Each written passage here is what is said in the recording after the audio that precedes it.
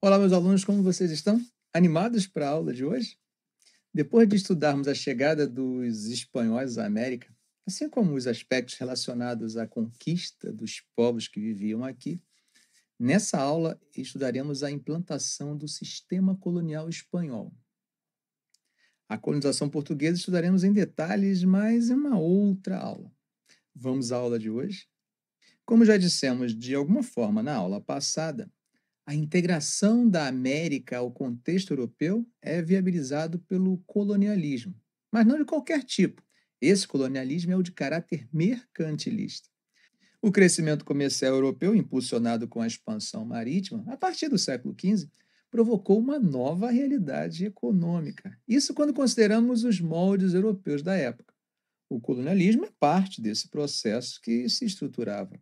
A busca por riquezas, sejam comerciais, contatos com o Oriente, matéria-prima, metais preciosos ou até mesmo o comércio de semoventes, mão de obra escrava, acabou orientando a instalação e exploração de colônias, resultando em alguns casos em verdadeiros impérios coloniais. Em linhas gerais, e como veremos mais tarde, há exceções. A relação entre a colônia e a metrópole era regulada por um rígido conjunto de regras que são genericamente conhecidos como Pacto Colonial. Na metade do século XVI, já não haviam grandes civilizações que pudessem confrontar o domínio europeu na América. Os espanhóis, ao contrário de portugueses e ingleses, assim que chegaram ao continente, encontraram metais preciosos em abundância. Eu costumo brincar com meus alunos dizendo que alguns ameríndios que se encontraram com os espanhóis pareciam cantores de rap, cheio de adereços de ouro. O ouro entre os nativos não era associado à riqueza, mas à presença divina. Como boa parte desses nativos reverenciavam o sol, o ouro era visto como a representação dos raios solares. Por isso era comum o ouro estar sempre presente no dia a dia desses povos da Mesoamérica, seja no corpo, nas roupas ou na ornamentação das casas. As minas eram conhecidas e exploradas e as técnicas de exploração eram desenvolvidas entre eles. Ao longo dos primeiros séculos, ao menos dos dois primeiros, a atividade colonial espanhola na América esteve concentrada na exploração e extração de ouro e prata, tanto no México, antigo domínio asteca, quanto no Peru, antigo domínio inca. É claro que nesse processo de exploração, os metais preciosos retirados da colônia tinham como destino a Europa. As terras foram distribuídas a colonos que se dispunham a iniciar nova vida aqui. Esse tipo de propriedade eram as haciendas e se espalhavam por várias regiões da América Espanhola. As haciendas, que eram grandes propriedades, contribuiria para a formação das elites crioulas, descendentes de espanhóis, mas assim como os piemois franceses eram vítimas de preconceito por parte dos reinóis ou espanhóis metropolitanos. Além da produção monocultora, havia também propriedades dedicadas à produção para o consumo interno. O trabalho na mineração era feito com mão de obra indígena, mas a forma de exploração dessa mão de obra se adaptava a antigas práticas dos próprios indígenas.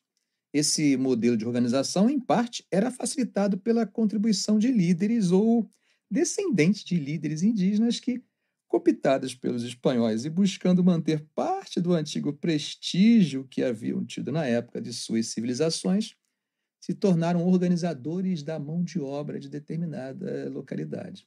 Uma das formas de exploração da mão de obra era a mita. Lembram dos trabalhos forçados que eu falei em nossa última aula?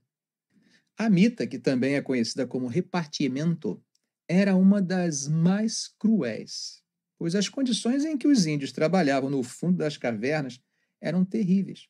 Para usar uma frase do jornalista e escritor Eduardo Galeano, o autor do famoso livro As Veias Abertas da América Latina, a mita era uma máquina de triturar índios. O uso do mercúrio e os gases tóxicos inalados no fundo dessas minas eram condições que abreviavam a vida da população. Essa população que era submetida a esse tipo de exploração.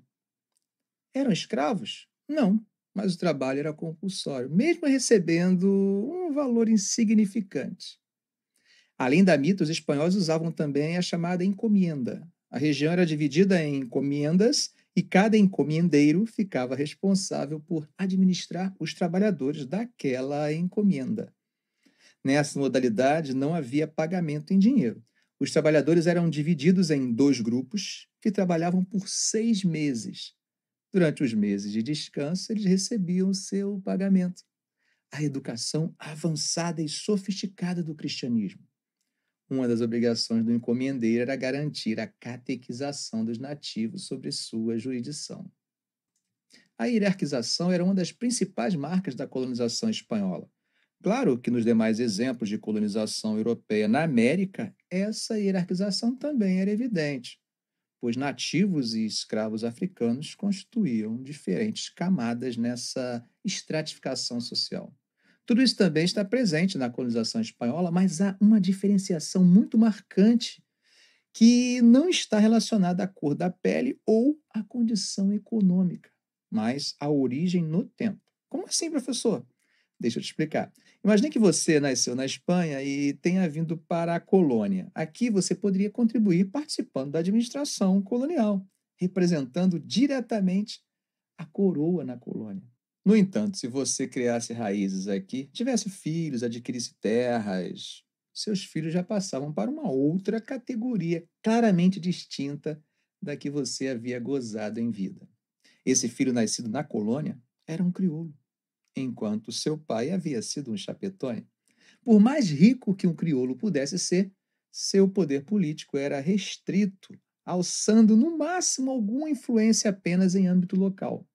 Em outras palavras, não participavam da burocracia estatal dos vice-reinos, que era a exclusividade dos chapetones, pois podiam apenas participar dos quadros das câmaras municipais, que na América Espanhola eram conhecidas como cabildos ou ayuntamentos.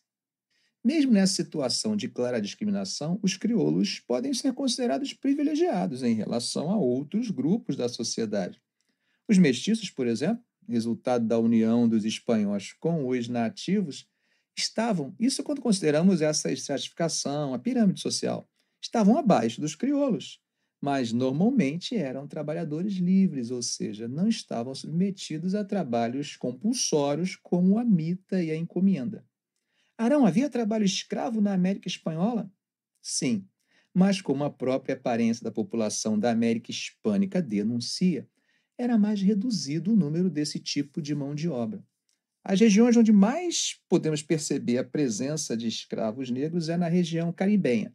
Não é por acaso que a população cubana de língua espanhola, ou seja, colonizada pela Espanha, tem população com forte presença do elemento negro. De forma mais esparsa, também houve trabalho escravo em outras regiões, como na Venezuela e em parte da Colômbia. O modelo de administração era centralizado na metrópole. A instituição responsável pela administração era o Conselho Real e Supremo das Índias. Aqui na colônia, como já dissemos, quem exercia a representação do órgão eram os chapetões. Crioulos, nem pensar. Para melhor controlar a entrada e saída de mercadorias, ou seja, diminuir a evasão de impostos, foi adotado o sistema de porto único. Na Espanha, apenas o porto de Sevilha estava autorizado a fazer comércio com a América. No século XVII, o porto de Sevilha acaba sendo substituído pelo porto de Cádiz. Esse comércio, assim como a arrecadação, eram responsabilidade da Casa de Contratação. Por sinal, e provavelmente por isso, a sede da Casa de Contratação ficava em Sevilha. Já na colônia, apenas alguns portos estavam autorizados a fazer comércio, como os de Cartagena, na Colômbia, os de Porto Belo, no Panamá, e o de Vera Cruz, no México. Uma importante marca da colonização espanhola em relação à colonização portuguesa é a fundação de universidades, que já aparecem aqui no século XVI, como é o caso da Universidade de Lima, no Peru, e da Universidade da Cidade do México, óbvio, no México. Com isso, ao contrário da América Portuguesa, os filhos da elite colonial não precisavam necessariamente ir para a Europa para se formarem. No Brasil, por exemplo, as primeiras faculdades só surgiriam no século XIX, universidade só no século XX. Acho essas comparações bem didáticas, pois nos fazem pensar com mais profundidade. Então, aproveitando, vamos a outra característica de diferenciação? A organização urbana. Na América Espanhola, boa parte das cidades foram, de alguma forma, planejadas. Podemos até considerar que a pré-existência das cidades astecas e incas tem alguma influência nessa característica, já que algumas das cidades foram fundadas sob as ruínas das cidades dessas civilizações. O modelo radial era bastante usado na organização urbana, com administração e algumas instituições básicas no centro do raio, de onde partiam as ruas. Esse aspecto era bem diferente da realidade da América Portuguesa, onde as cidades, em sua quase totalidade, surgiram de forma espontânea. Exemplo do Rio de Janeiro, que surgiu a partir do ajuntamento em torno dos fortes, assim como o de Belém, surgido em torno do forte do presépio. A colônia era dividida politicamente em vice-reinos e capitanias gerais. Os principais vice-reinos foram o do Prata, Nova Granada, Nova Espanha e vice-reino do Peru. A nomeação dos vice-reis era feita pelo Conselho das Índias, que também era responsável pela fiscalização dos vice-reinos. A subdivisão dos vice-reinos era chamada de intendências e ficavam a cargo de um alcaide. Claro, também um chapetone. Ficamos por aqui, mas antes de irmos, como já é de costume, vamos fazer algumas questões para testarmos o aprendizado e também, é claro, revisar, pois revisão, como sempre digo, é o segredo do aprendizado. Vamos lá? Após a conquista da América, o governo espanhol implementou a encomienda, um sistema de exploração do trabalho indígena em benefício da emergente elite conquistadora. Assinale a alternativa que indica características da encomienda. Alternativa A. Divisão do território conquistado em pequenas propriedades a serem trabalhadas de forma conjunta por ameríndios e espanhóis. Alternativa B. Escravização comercial dos ameríndios através do incentivo ao tráfico transatlântico de cativos indígenas, organizado pela coroa espanhola. Alternativa C. Permissão para a utilização do trabalho compulsório indígena e extração de tributos dos ameríndios por parte dos espanhóis. Alternativa D. Implementação de grandes propriedades rurais onde estava formalmente proibida a utilização do trabalho compulsório indígena. Alternativa E. Consolidação de relações laborais baseadas na adoção do trabalho assalariado como forma mais comum de exploração da mão de obra ameríndia. Dê uma pausa, leia com calma, que eu vou passar para a resposta em 1, 2, 3, 4, 5. É a letra C. A encomienda era a concessão de um número variável de indígenas pagadores de tributos a um encomendeiro, em geral soldados espanhóis. A prática visava regulamentar o trabalho indígena na colônia espanhola. Na conquista europeia da América, muito mais do que na guerra, os processos de trabalho e o consequente controle disciplinar imposto pelos espanhóis resultaram na mortandade da população nativa. Dentre os processos de trabalho impostos aos indígenas e que resultaram em sua dizimação, podemos apontar a alternativa A, o assalariamento, que era pago em valores muito baixos e geralmente em espécie. Alternativa B, a peonagem, na qual os indígenas trabalhavam em troca de comida, embora essa fosse racionada. Alternativa C, a escravidão imposta aos indígenas, semelhante à dos africanos trazidos para a América para trabalhar na extração de metais. Alternativa D, a encomienda, a forma de trabalho compulsório imposta a toda uma tribo para executar serviços agrícolas e de mineração. Alternativa E, a parceria, na qual os indígenas eram obrigados a trabalhar na agricultura e nas minas, destinando 2/3 da produção aos espanhóis. Dê uma pausa, leia com calma. Eu vou passar em 1, 2, 3, 4, 5. Alternativa D. Somente a alternativa D está correta. Durante o período colonial, os espanhóis exploraram a mão de obra indígena com trabalhos compulsórios através da mita e encomienda. A encomienda consistia na exploração dos nativos em troca de catequese, isso é, de uma violência simbólica. Vamos à próxima?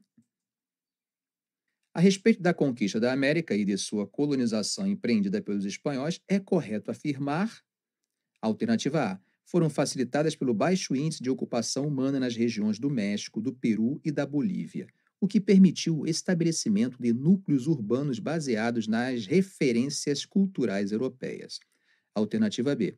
Basearam-se na produção agrícola realizada nas plantations escravistas e no comércio local, o que garantiu o controle do território frente às invasões de outras potências europeias. Alternativa C. Basearam-se em um sistema administrativo dividido em vice-reinados, cujas jurisdições se estendiam sobre vastas áreas territoriais e cabildos, representações políticas locais controladas por grandes proprietários, comerciantes e mineradores. Alternativa D. Foram marcadas pelo estímulo a fluxos migratórios provenientes da Península Ibérica, o que permitiu que, em poucas décadas, houvesse uma ampla maioria de europeus e seus descendentes nos territórios americanos controlados pela Espanha. E a alternativa E.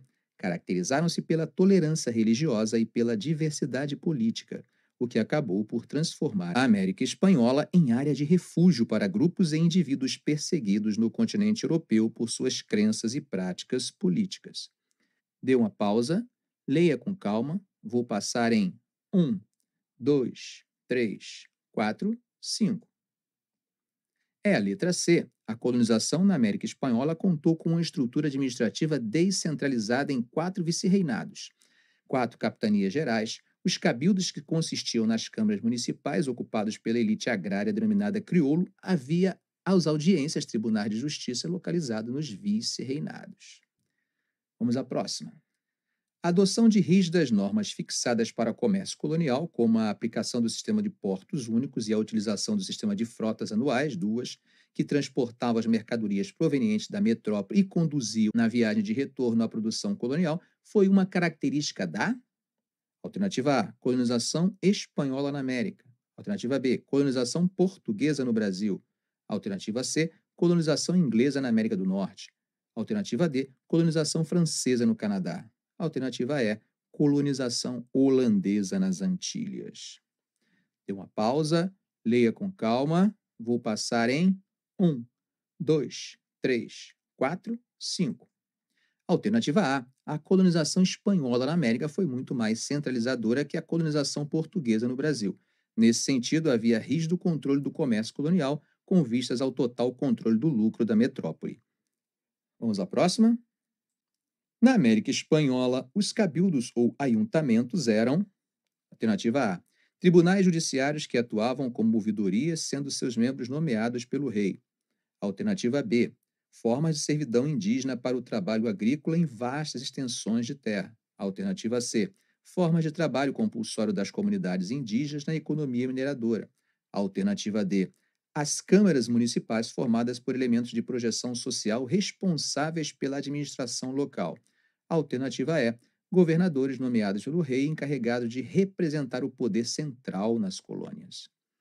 Dê uma pausa, leia com calma. Vou passar em 1, 2, 3, 4, 5. É a letra D. Somente a preposição D está correta. A questão remete aos cabildos no contexto da colonização espanhola na América. Os cabildos eram as câmaras municipais que detinham o poder local através da elite crioula, descendente de espanhóis nascidos na América. Esta elite crioula liderou o processo de independência da América Espanhola no final do século XVIII, aliando-se aos ingleses. Vamos à próxima? Um dos critérios de hierarquização social mais comum na América Espanhola foi a de pureza do sangue, combinada ao local de nascimento. Um crioulo, por exemplo, não poderia alcançar os postos mais elevados da administração colonial, o que os levou a se organizarem para tentar empreender a independência. É correto afirmar que não podiam ocupar cargos administrativos mais altos ou mais importantes, pois, alternativa A, mesmo sendo filhos de espanhóis, tinham o grave defeito de terem nascido na América. Alternativa B, devido à sua etnia e cor da pele, eram considerados inferiores aos demais habitantes da colônia. Alternativa C, mesmo tendo a pureza racial esperada, não tinham o preparo intelectual e político para fazer parte do governo. Alternativa D, eram considerados miscigenados, resultado da mistura entre negros e brancos, responsabilizados pelo escurecimento da nação.